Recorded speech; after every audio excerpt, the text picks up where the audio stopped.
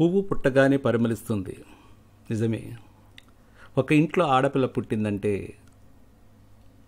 సందడే సందడి, ఎంతో ఆనందంగా ఉంటుంది. ఇటువంటి సంఘటనలు చాలా ఆనందాన్ని కలిగిస్తూ ఉంటాయి. నేడు బాలికలు అన్నిటా అగ్రగాములుగా ముందుకు వెళుతూనే ఉన్నారు. శివంగి లాంటి వారు యుద్ధ విమానాలు నడపడంలో ముందుకెళ్తున్నారు. మన భారతదేశంలోనే ఒక అగ్రగామి మహిళగా ఆమె ఉదయించబోతున్నారు. అమ్మాయి అబ్బాయి చిన్నతనం నుంచే ఇటువంటి భేదం లేనప్పుడు ఈ సభ్య సమాజంలో ఏ సంఘటన జరగటానికి అవకాశం ఉండదు. ఆ ఆలోచన అందరిలోనూ ఉండాలి. International day of the girl 2020 అంతర్జాతీయ బాలికా దినోత్సవం సందర్భంగా ఈ వీడియో మీకోసం.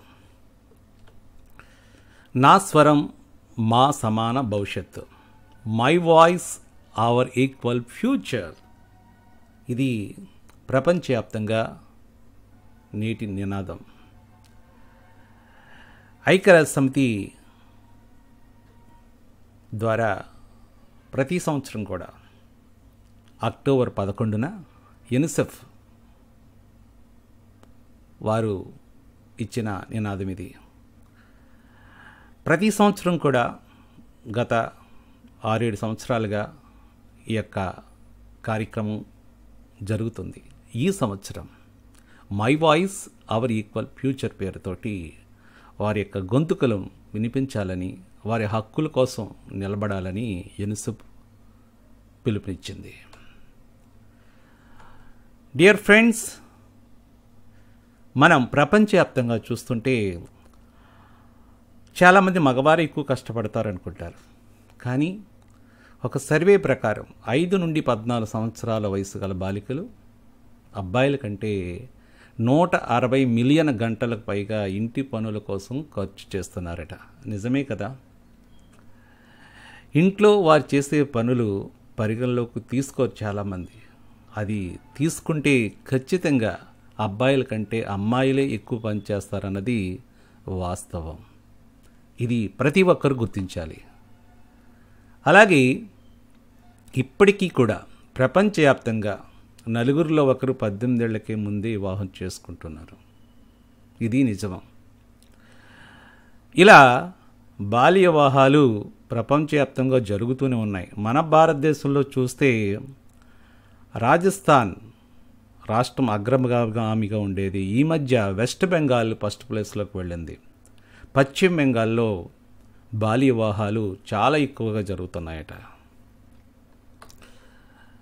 అలాగే బాలిక విద్య ప్రోత్సాహం జరుగుతున్నప్పటికీ ఇంకా ప్రపంచవ్యాప్తంగా 62 మిలియన్లకు పైగా బాలికలకు ఇప్పటి వరకు కూడా విద్య అందుబాటులో లేదన్నది వాస్తవం.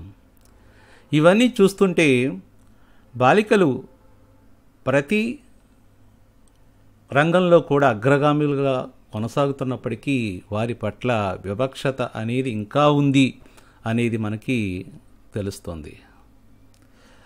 ఐ యామ్ ఏ గర్ల్, ఇది మొదటి నినాదం. 2011 ఐక్యరాజ్య సమితి సర్వసభ్య సమావేశంలో దీన్ని డిసెంబర్ 19న ఒక తీర్మానం చేశారు. అక్టోబర్ 11 ప్రతి సంవత్సరం కూడా బాలికా దినోత్సవంగా జరుపుకోవాలి. ప్రపంచవ్యాప్తంగా ఇది అమలు చేయాలి అని ఆమోదించడం జరిగింది. అప్పటి నుంచి కూడా వివిధ రకాల థీమ్ తోటి అది ముందుకు వెళ్తుంది. 2015-2016కి empowering adolescent girls ending the cycle of violence, హింస గురించి, వారి యొక్క కౌమార దశలో పిల్లలు ఏ విధంగా ముందుకు వెళ్ళాలనే దాని గురించి. 2013లో అంతకుముందు మనకి ఎండింగ్ చైల్డ్ మ్యారేజ్, బాల్య వివాహాలు ఉండకూడదని తీర్మానించడం జరిగింది. 2011లో ఇన్నోవేటింగ్ ఫర్ గర్ల్స్ ఎడ్యుకేషన్, బాలిక విద్య గురించి ఎటువంటి మంచి నిర్ణయాలు తీసుకుంటే బాగుంటుంది అనే దానిపై చర్చించడం జరిగింది. ఇక 2016, 2017కి వచ్చాడు the power of adolescent girl vision for 2030. 2030 నాటికి వాళ్ళ యొక్క బాలికల యొక్క శక్తి ఏ మేరకు ఉంటుందనేది దాని గురించి ప్రస్తావించడం జరిగింది. ఇక 2017-18 వచ్చేటప్పటికి goals progress what counts for girls అనే నినాదంతో ముందుకు వెళ్ళడం జరిగింది. అలాగే 2018-2019లో empower girls before, during, after crisis అని ఇవ్వడం జరిగింది. నా స్వరం, మా భవిష్యత్తు. ఇలా మనం ఇంటర్నేషనల్ డే ఆఫ్ ది 2020 వచ్చేటప్పటికి ప్రస్తుతం జెండర్ బేస్డ్ వైలెన్స్ కానీ, అలాగే హార్మ్ఫుల్ ప్రాక్టీసెస్, హానికరమైనవి కానీ, హెచ్ఐవి కావచ్చు, ఎయిడ్స్ కావచ్చు, అలాగే స్కిల్ సంబంధించి వాటి గురించి ప్రస్తావించడం జరిగింది. ఇక ఏమి చేయాలి ప్రపంచవ్యాప్తంగా అనే అంశంలో eliminate all forms of discrimination against girls. ఏదైతే బాలికల పట్ల వివక్షత ఉందో అది రూపుమాపాలి. అలాగే కల్చరల్ యాటిట్యూడ్స్ అండ్ ప్రాక్టీసెస్, సాంస్కృతిక పరంగా కూడా, సాంస్కృతిక వైఖరిలో కూడా, అంటే కొన్ని కల్చరల్ యాక్టివిటీస్ ఉంటాయి, దాంట్లో బాలికలు మాత్రమే పాల్గొనాలి, బాలురు అవసరం లేదు. అలాగే కొన్ని సాంస్కృతిక కార్యక్రమాల పేరిట కొంతమంది అమ్మాయిలను ఒక లాక్ చేసేసి వారి యొక్క స్వేచ్ఛకు భంగం కలిగించే సందర్భాలు కూడా చాలా ఉన్నాయి. అలాగే promote and protect the rights of girls, వారి యొక్క హక్కులను కాపాడడం. అలా increase awareness of their needs and potential, వాళ్ళ అవసరాలకు అనుగుణంగా మనం వారిలో చైతన్యం నింపడం. అలాగే గర్ల్స్ ఇన్ ఎడ్యుకేషన్, మనకి విద్యపరంగా వివక్షత ఉండకూడదు. అలాగే స్కిల్స్ డెవలప్మెంట్ అండ్ ట్రైనింగ్, వాళ్ళ నైపుణ్యాన్ని పెంచే దిశగా, వారి యొక్క నైపుణ్యాన్ని పెంచే విధంగా వారికి ట్రైనింగ్ ఇవ్వాలి అనేది. అలాగే girls in health and nutrition, ఈ విషయంలో కూడా చాలా దారుణం. ఆరోగ్యపరంగా కానీ, న్యూట్రిషన్ పరంగా కానీ వివక్షత కొనసాగుతుంది అనేది. అంటే ఆడపిల్లలు కదా, వారికి ఏది పెట్టినా పర్లేదు, అబ్బాయిలకి ఎక్కువ కష్టపడతాడు, ఆ అబ్బాయికి ఎక్కువ తిండి పెట్టాలి అనే ఆలోచనలో కొంతమంది ఉంటారు. అలా కాదు, హెల్త్ పరంగా, ఆరోగ్యపరంగా బాగుండాలంటే ఆమెకు కూడా, బాలిక కూడా సరైన ఆహారం అందించాలి అని చెప్పడం. అలాగే economic exploitation of labour and protect young girls at work. అలాగే చైల్డ్ లేబర్ అనేది ఉంది.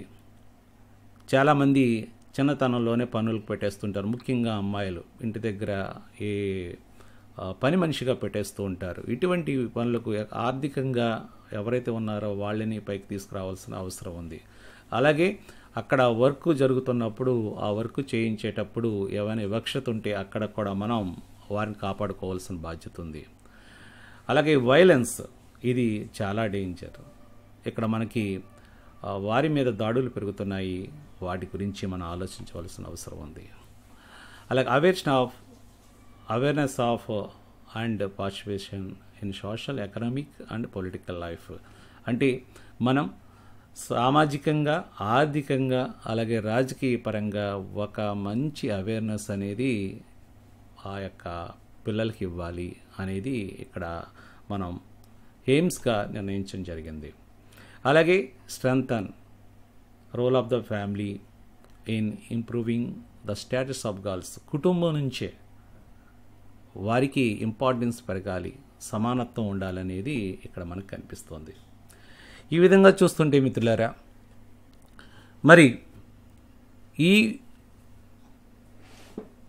బాలికల పట్ల లింగ వివక్షత ఉండకూడదంటే ముఖ్యంగా 3 రంగాల్లో మార్పు రావాల్సి ఉంది.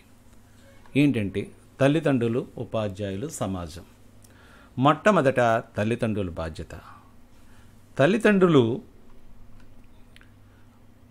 మొదటి నుంచి కూడా అమ్మాయి అబ్బాయి సమానం అనే భావన కల్పించాలి.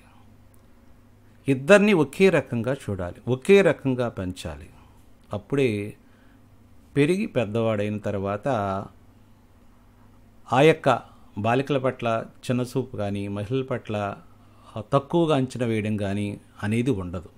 కాబట్టి తల్లిదండ్రులుగా మీరు వారికి సమానత్వాన్ని ఇవ్వాలి. ఆడపిల్ల ఒకలాగా, అబ్బాయిని ఒకలాగా పెంచడం సరికాదు నేటి సమాజంలో అనేది. రెండోది ఉపాధ్యాయులు. నేటి సమాజంలో సమాజాన్ని తీర్చిదిద్దే ఉపాధ్యాయులు కూడా చాలా బాధ్యత ఉంది. ముఖ్యంగా ప్రైమరీ స్కూల్స్లో, ప్రాథమిక పాఠశాలలో ఉపాధ్యాయులందరూ కూడా లింగ వివక్షత అనేది చూపించకుండా చేయాలి. దీనికి చాలా ఉదాహరణలు నిపుణులు చెప్తున్నారు.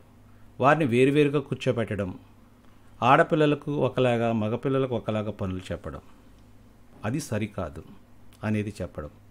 ఉదాహరణకి ఒక మీటింగ్ జరుగుతున్నప్పుడు ఏదన్నా బల్ల తీసుకురావాలనుకోండి, అబ్బాయిలు పంపుతుంటారు, అమ్మాయిలు చేయలేరా? అలాగే పూలదండ పువ్వులు గుచ్చమంటే అమ్మాయిలు పంపుతుంటారు. అంటే వారు ఏదో చిన్న పని చేయగలరు, పెద్ద పని చేయలేరు అని.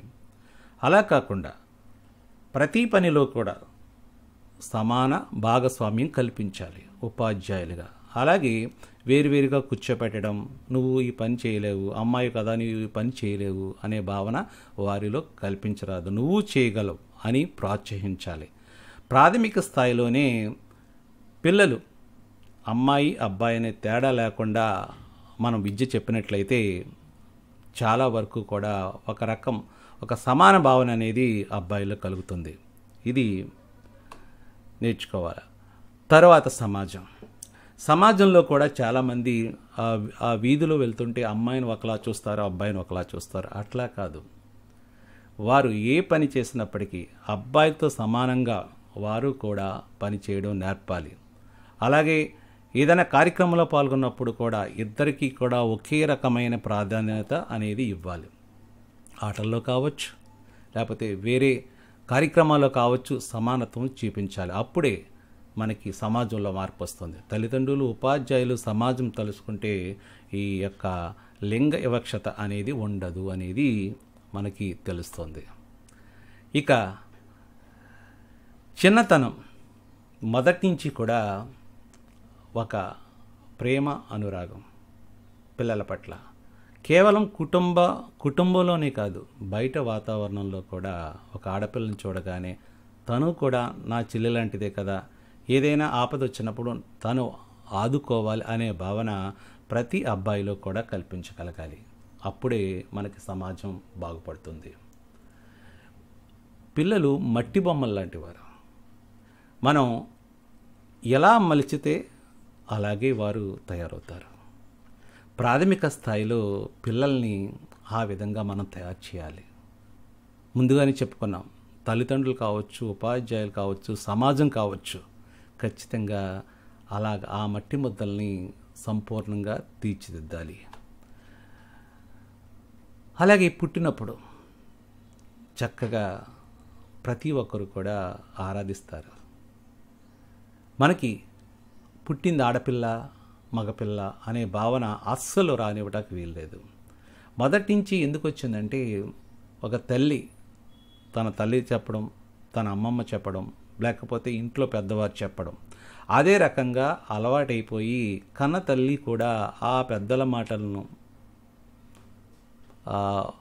పెద్దల మాటలు విని అదే రకంగా ప్రవర్తించడం జరుగుతుంది. అలా కాదు, సమాజంలో మార్పులు వస్తున్నాయి. ఆ మార్పులకు అనుగుణంగా పిల్లలు పెంచవలసిన అవసరం ఉంది. ఇటీవల కాలంలో ఈ మధ్య మనకి ఆడపిల్ల పుట్టింది అని తెలియగానే కోడలకి కారు గిఫ్ట్గా పంపించిందంట ఒక అత్తగారు. చూడండి, కొన్నిట మనకి ఆడపిల్ల పుట్టగానే వేరే రకమైన దురదృష్టకరమైన వార్తలు వింటూ ఉంటున్నాం. ఇటీవల కాలంలో హర్యానా రాష్ట్రంలో ఆడపిల్ల పుట్టిందని పీక మీద కాలు వేసి చంపేసే ప్రయత్నం చేసేటట్టు ప్రబుద్ధుడు. నిజంగా ఎంత దారుణం. ఆడపిల్ల పుట్టిందనగానే మహాలక్ష్మి పుట్టింది అని భావించాలి. అందరూ ఒకటి, అందరూ ఒకే రకంగా పెరగాలి. జెండర్లో మాత్రమే తేడా. ఇక ఆడపిల్లలు అలంకరణలో అగ్రగాములుగా ఉంటారు. వారిని ఆరాధించే ముందు ప్రతి అమ్మాయిలోనూ కూడా ఒక అమ్మను చూడాలి మనం. వారు ప్రతి రంగంలో కూడా ముందుకు వెళుతూనే ఉంటారు, సాధిస్తూనే ఉంటారు. వారిని ప్రతి ఒక్కరు కూడా అభినందించాలి. చిన్నతనంలో చేసే మార్పులు వారి భవిష్యత్తులో బంగారు బాట వేస్తూ ఉంటాయి. వారిలో వివక్షత అనేది ఎక్కడా కూడా కనిపించనీయకుండా మనం చేయవలసిన బాధ్యత మనకు ఉంది. అలా ఇక ఏ బొమ్మ స్వరూపం చూసినా ఒక బాలిక కానీ మహిళ కానీ చూడగానే ఒక రకమైన అందం, ఒక ఆనందం కలుగుతుంది. నమస్కరించాలి అనే భావన మనసులో మెదులుతుంది ఎవరికైనా. అటువంటి భావన ప్రతి ఒక్కరిలోనూ ఉండాలి. ఆడపిల్లలు అగ్రగాములుగా ఉంటున్నారు, చక్కగా చదువుకుంటున్నారు, వాళ్ళు చదువుకొనివ్వండి. అలాగే వారి అలంకరణలో కూడా మార్పులు వస్తున్నాయి, మార్పులు రానివ్వండి, చక్కగా తీర్చిదిద్దండి. అలాగే మనం ప్రతి వారిని కూడా ప్రోత్సాహకరంగా పెంచాలి. అలాగే అమ్మాయి అబ్బాయి అనే తేడా లేకుండా మనం చూడండి, అమ్మాయి చదువు కోసం సావిత్రిబాయి పూలే మొట్టమొదటి టీచర్గా పనిచేస్తుంది. ఆమె స్ఫూర్తితో చదువుకోవాలి. ఝాన్సీ లక్ష్మీబాయి వీరత్వంలో వనిత. కాబట్టి అటువంటి శౌర్యం, ధైర్యం చూపవలసిన అవసరం ఎంతైనా ప్రతి ఒక్కరిలో మనకి ఉండాలి. ఇక నేడు ఇంకా కూడా అమ్మాయిలు అబ్బాయిలు సంబంధించి ఒక సమావేశం ఏర్పాటు చేసి లింగ వివక్షత గురించి చెప్పడం, ఇవన్నీ కూడా జరుగుతున్నాయంటే ప్రస్తుతం జరుగుతున్న దాడులే కారణం. ఇప్పుడు చెబితే ఎంతవరకు మారుతారు అబ్బాయిలు? చాలా కష్టం. ప్రాథమిక స్థాయిలోనే ఈ యొక్క మార్పు అనేది రావాలి. అమ్మాయిలు ప్రతి చోట కూడా అగ్రగాములుగా ఉంటూ ఎన్నో అవార్డులు పొందుతున్నారు, రివార్డులు పొందుతున్నారు. ఆ ప్రోత్సాహం అదే విధంగా కొనసాగాలి. ఇప్పుడు నేడు ప్రభుత్వ పరంగా కూడా ఎంతో ప్రోత్సాహం లభిస్తుంది. కేవలం ముగ్గులు వేసే అమ్మాయిలా లేదు, కరాటేలో కూడా మేము మా సత్తా చూపగలం. అలాగే ఎవరినైనా సరే ఎదిరించి మాట్లాడగలం, పోరాటం చేయగలం అనే ధైర్యం కలిగి ఉన్నారు. వాటినన్నింటినీ కూడా మనం ఉపయోగించుకోవాలి. మిత్రులారా, ఇలా మనం బాలికలు మన సమాజంలో ఒక గౌరవప్రదమైన రీతిలో పెరగాలి. అదే మన ఆశయం. ఆ ఆశయానికి అందరూ కూడా కంకణబద్ధులై కావాలి. ఈ వీడియో మీకు నచ్చితే లైక్ చేయండి. అలాగే మీ మిత్రులకు, బంధువులకు షేర్ చేయండి. అలాగే నా ఛానల్ సబ్స్క్రైబ్ చేయండి. బెల్ ఐకాన్ ప్రెస్ చేస్తే మీకు నోటిఫికేషన్ వెంటనే అందుతుంది. అలాగే మీ అభిప్రాయాలు కామెంట్స్ రూపంలో కామెంట్స్ బాక్స్లో పోస్ట్ చేయండి. నా వీడియో వీక్షించినందుకు మీ అందరికీ ధన్యవాదాలు. Thank you very much.